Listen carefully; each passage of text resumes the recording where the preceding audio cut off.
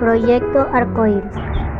Hola, mi nombre es Francisca Quijís, estudio en la Universidad Laica Eloy Alfaro de Manabí, extensión Chone, en la carrera de Administración de Empresas. El motivo de mi presencia es porque les voy a explicar el tema Introducción a la Gramática, que está situado en el sílabo de la asignatura Aprendizaje de la Comunicación Humana, dirigido por la licenciada Margarita Ávila.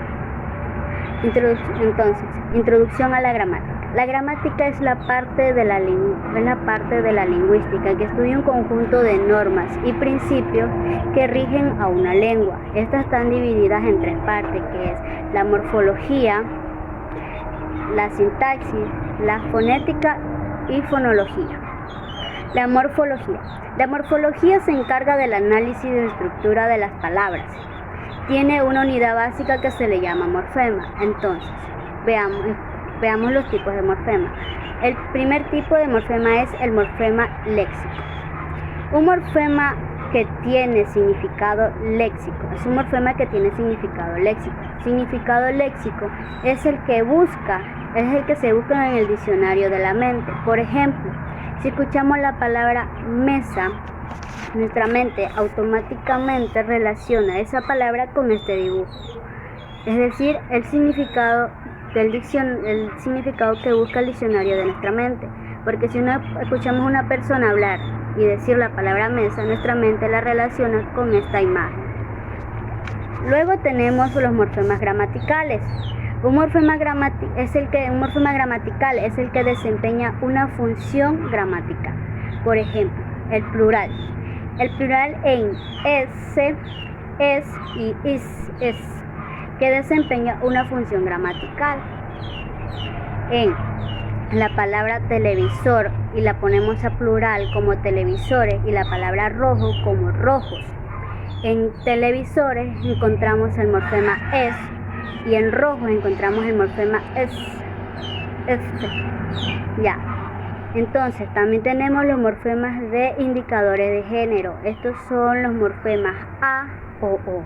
Por ejemplo, la palabra gato, que es un morfema con la que tiene el morfema o, que es masculino, y roja, que tiene el morfema a, que es femenino. Derivar. Derivar significa cambiar la función de una palabra. En este caso tenemos como ejemplo el morfema mente. Este cambiará una palabra que es un adjetivo a un adverbio. Por ejemplo, la palabra en adjetivo es rápido, que se cambiaría a adverbio como rápidamente.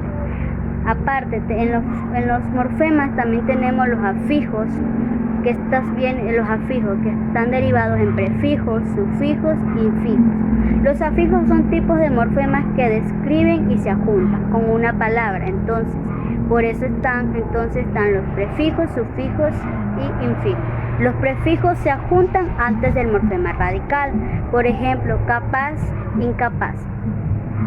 In es el prefijo, capaz es el morfema. Entonces tenemos incapaz. Sufijo. Se adjuntan después del morfema radical. Es decir, creer, creíble. Creer es el morfema. Ible es el sufijo, creíble.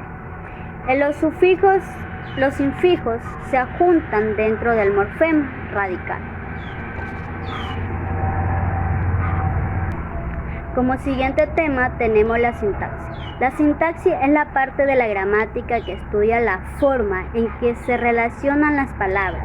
Tiene como principal función analizar el orden correcto de las palabras, a fin de que estas frases, oraciones o ideas sean utilizadas correctamente.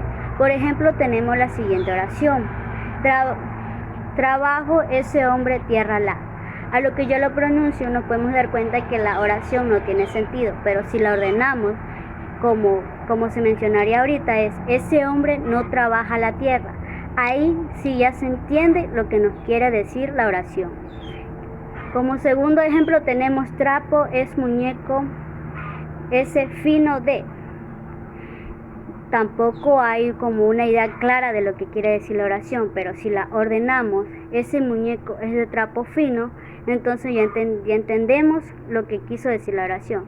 En pocas palabras, la sintaxis es la que se encarga de ordenar las oraciones para que nos podamos entender. puede ser, como dije, oraciones o frases. Como siguiente tema tenemos fonética y fonología. La fonética y fonología, ellos ambos estudian los sonidos del lenguaje.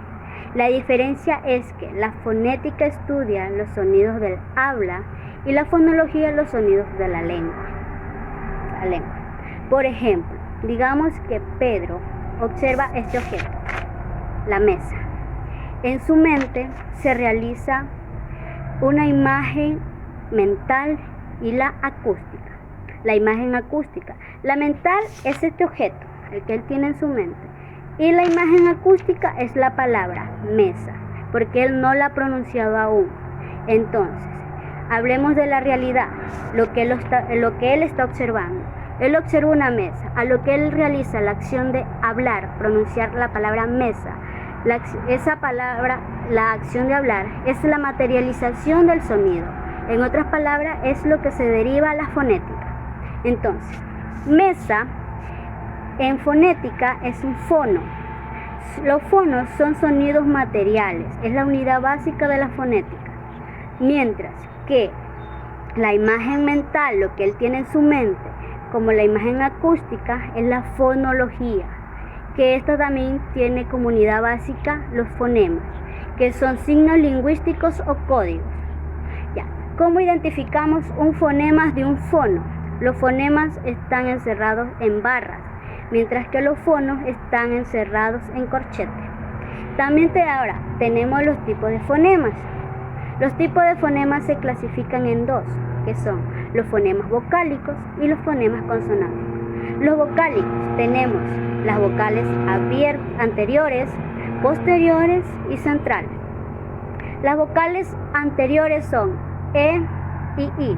¿Por qué? Porque si hablamos de las vocales en orden, A, E, I, O, U, nos damos cuenta que E I está después de A, por eso son anteriores. Tenemos la vocal central, que es A. ¿Por qué? Porque esa es la que pronunciamos, lo que decimos A es el centro de nuestra voz, o sea, a lo que pronunciamos centra nuestra vocalización. Y las vocales posteriores, O U, que están después de E I, también están clasificadas en vocales abiertas, semiabiertas y central y cerradas. La vocal abierta es A, la semiabierta es E, O, y las cerradas son I y U. Entonces, tenemos los acústicos, los consonánticos en punto de articulación. Las oclusivas, que son las que explotan, son las consonantes B, P, T, D, G y K. Las fricativas son las que rozan, como F, F, Y, J, Z. Líquidas, que se dividen en dos, laterales y vibrantes. L, que es la líquida, vibrantes, R, R. Nasales, que son las que cuando uno las pronuncia como que botan un poco de aire por la nariz, como M, N, Ñ. Y por último tenemos las fricadas, que son las semi-oclusivas, como Sh, la letra Sh. Como siguiente tema tenemos el dictongo y el hiato.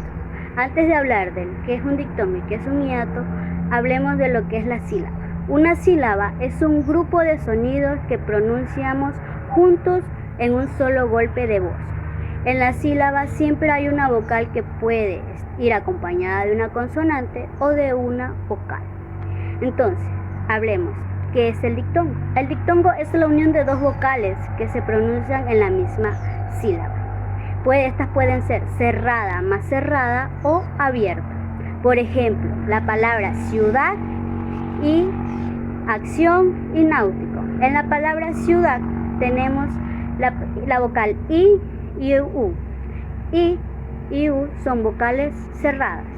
Entonces, ahí se cumple la opción de cerrada más cerrada. Entonces, acción, ahí tenemos una vocal cerrada y una abierta, que es I cerrada o abierta. Entonces se cumple la acción de cerrada más abierta. Entonces, ¿qué es el hiato? El hiato es la unión de dos vocales que se pronuncian en diferentes sílabas. Entonces, estas pueden ser dos abiertas o abiertas más cerradas, pero con tilde. Por ejemplo, tenemos paella y frío. Paella son dos vocales abiertas juntas. Frío tiene una vocal cerrada y una abierta, que I está con tilde, y O, que es la vocal abierta. Por lo tanto, se cumple la acción de identificar cuál es el hiato y asimismo cuál es el dictongo. Como siguiente tema tenemos la semántica. Cuando hablamos de semántica, estamos hablando del significado de los signos lingüísticos y de sus combinaciones. El signo lingüístico relaciona un significante, parte material del signo, es decir, la palabra que escuchamos, con un concepto que es la imagen que aparece en nuestra mente. Por ejemplo, la palabra burro es el significante, mientras que la imagen que se forma en nuestra mente es el significado. Por ejemplo, también tenemos el mismo que he estado presentando, el significante de la palabra mesa, que es la palabra que es el significante, mientras que el significado, que es el que se forma en nuestra mente, es este dibujo, que es de una mesa. Entonces, relacionado con lo que he estado hablando del signo lingüístico, entonces es la imagen acústica, que es lo que hablé en la fonética, en la fonética con la fonología. Entonces, también tenemos la denotación. Básicamente es la relación entre una palabra y aquella a lo que se refiere. Y la connotación es la función de determinadas experiencias y valores asociados al significado. Y a esta variación varía según a quién se la sugiera. Por ejemplo, en connotación tenemos la palabra droga. En el ámbito militar creo que tiene otro significado y otro significado en el ámbito médico. Por eso dice que varía de acuerdo a lo que lo sugiera. En conclusión, sabemos que en estos temas, de los temas que hemos hablado, la gramática la hemos visto desde que hemos estado en la escuela y hemos visto un poco sobre lo que es el hiato, el dictongo, la sintaxis, la morfología y también la semántica junto con los otros temas que hemos hablado posteriormente. Nosotros ya conocíamos que era una vocal abierta y una cerrada. También conocíamos cómo era,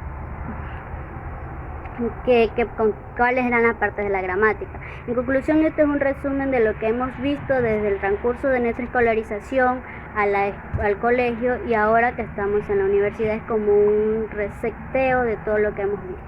Muchas gracias.